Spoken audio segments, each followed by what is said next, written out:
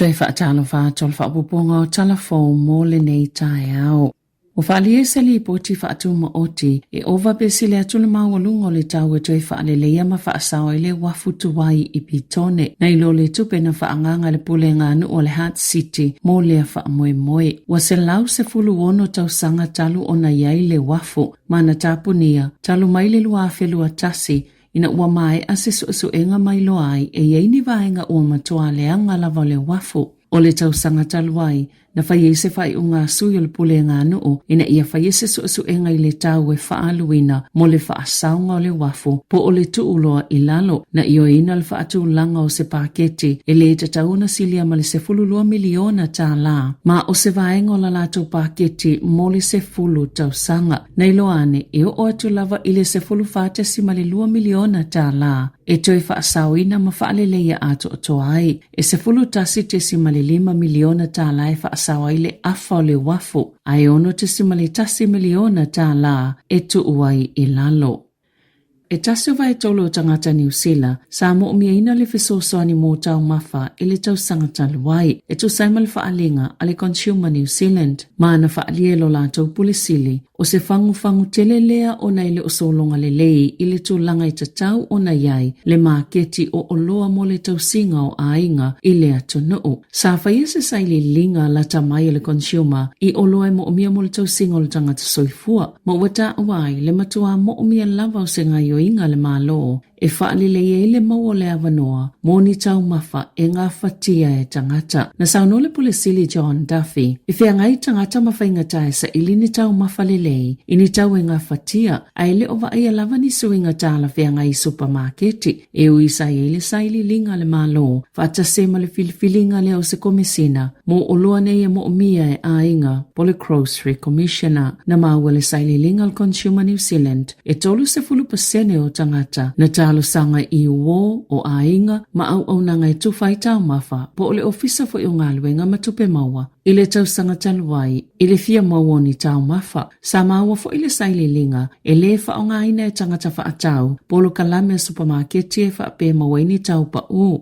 po o loyalty programs, e fasa 10% tangata na o lato wha ailoa, e yelo lato langona i la ititi, pele e fo ini wha amnianga, e maua mai ai.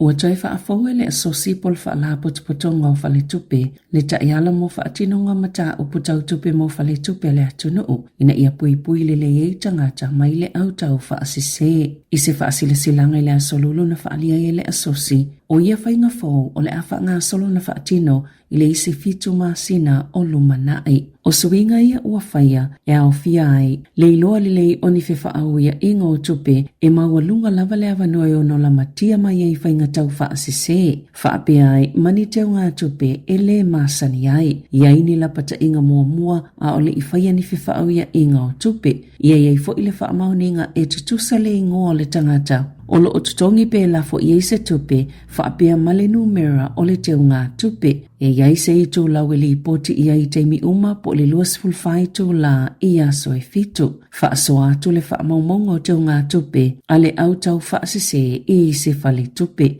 A vai ai le whaamaliaina se whale tupe suinga e 5 mo le puipuinga pe o na tā ua, e tatau o na tutongi ni vai ngā tupe. Po o tupe uma fo ia tangata ia e leilo loa pe ngā wala tau tupe i whainga tau whaasise. Na whaalia le pulisili o le asosio whale tupe a New Zealand Roger Beaumont o ia fuafuanga fau o le avsosani te le puipui e tangata mai le whaatuptupla ia pea o whainga tau whaasise. O le asatolu se 10 Novema 2005 e amatai o na whaonga lea ta ia la fau.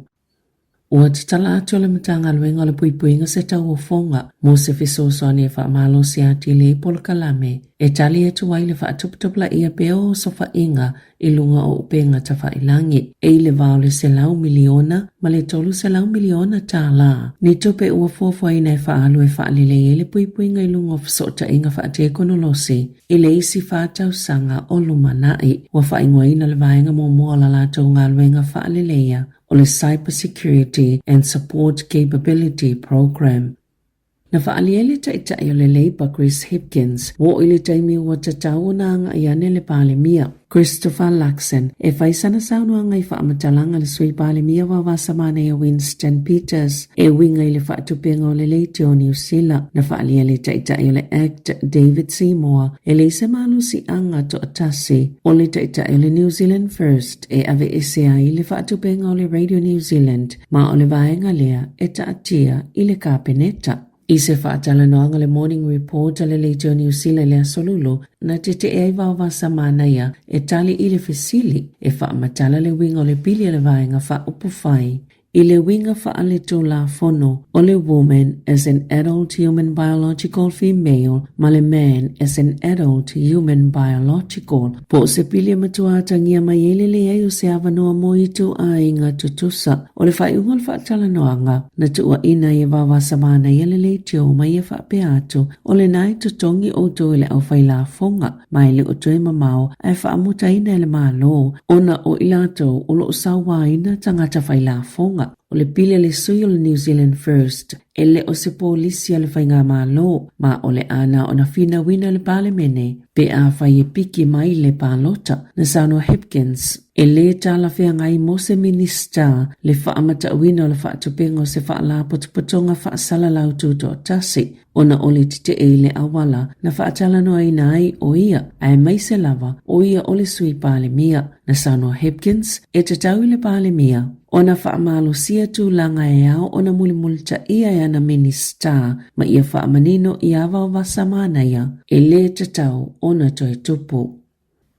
Nei e se whaatanunga mō pātiki Ria Chike Aruna Ranjana Pereira ina ia o atu le whaiunga o mati wa toi whaalilea sona whale o nofu mauta tongi ni tangata i porirua. Ona umtuale i tala whea ngai mole nofu yus tangata soifua. Peitai, sana ona ia ave ese whaamalama o le potu ai ave aneni pepa malo o sui ai. Masai sai pe whaamau i pepa i ila ona alu ese lea male atunuu. Na tu ina atu se whaatanunga mai le whaamasinonga i a Pereira e tau fia ia po o so se kampani o lo ave ai o iam whaatanu sili. Ona toi whaatanga ni tangata, ona nunofo maututongi i ona whale i o lo matua leanga lava, pele o au siamu whaamali eina tuunga, mole soifua malolo ina male saunga le mo o tangata. Na ta ola vaenga su elmitanga alwenga o pisinisi, whaafotunga o mae fōmanga alwenga, sale i usta ia Pereira le whaatanunga, mai le Tenancy Tribunal, i le masina talwai, ina ia whaamae a le lenga alwenga, e te tauna whaalelea o le whale nofo maututongi. E li maafitala ua mai o ona tutongi o le taui mo tangata nofo maututongi na ia i lea whale, a e le i tutongi ina, le isi li maafitala.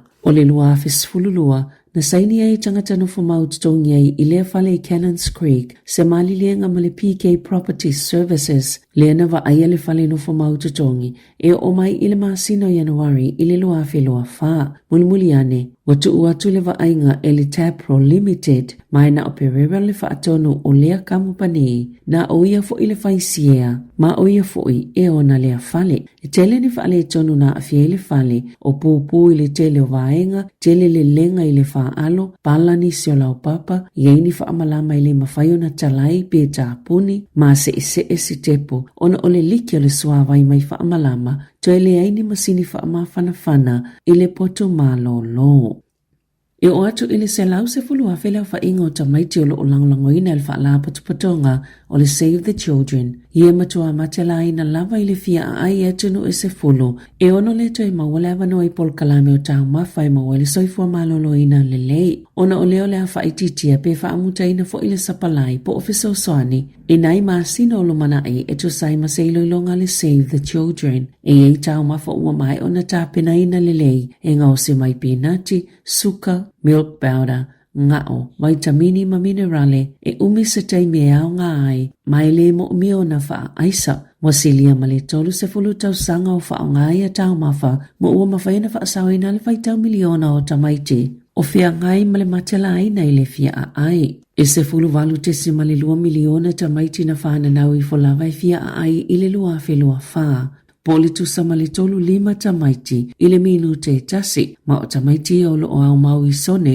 o lo tutupu ai tawa e pe o kasa i o lava Ukraine o Haiti, Sudan ma le Democratic Republic of the Congo e fea ngai pea malile lava o tau mafa. Ua whaalau lole o ngei nisi o vaenga o Sudan ma ua tau mawhaina e tangata le vao ina ia mawhai o na feola pe o na whaalia ele Save the Children. E tu samaletasi te simaletasi 2 piliona leo whainga o tamaiti ile lalolangi po le lata fo ile afal vaitawa o whai ato o tamaiti le lalolangi o le ngā whatia le taiminei le tau ni tau mawhai pāleni e tu sai mawha a maunga. I ta'alonga, wa mai a filifili le awa le Warriors e ta'alo ma le Knights ile po le NSEC o Aotearoa ile tu lai valu le afiafi ile malai ta'alo le Apollo Project Stadium i Kalai Estete e le whaingofia mulwhaia o ngā Andrew Webster le filifilinga o le au ina ua toe fo'i atu nisi tama Sāmoan to sai ma le lipoti o le au o filifilia numero tasi Jans Nicole Clockstad numero 2 taini tu au piki tolu Rokoberry fa Alilea Tawa 5 Adam Pompey ono Chanel Harris Stavita fitu Luke Metcalf Valu Jackson Ford Ivo Wade Eakins sefulu Mitch Bane tolu kapiteni sefulu tasi Kurt Capewell, sefululua marata ni ukore, sefulutolu Erin Clark. Interchange, Leka Halasima, Banti Afoa, Dimitrik Waimonga, ma Jacob Laban, Fanio Leo, Tamaida Martin, Tana Boyd, Janice Tower Smith, Sam Healy, ma Ed Corsi. Tala fawia malisi ufonga le lau mua, mole nei vaenga le tai ao.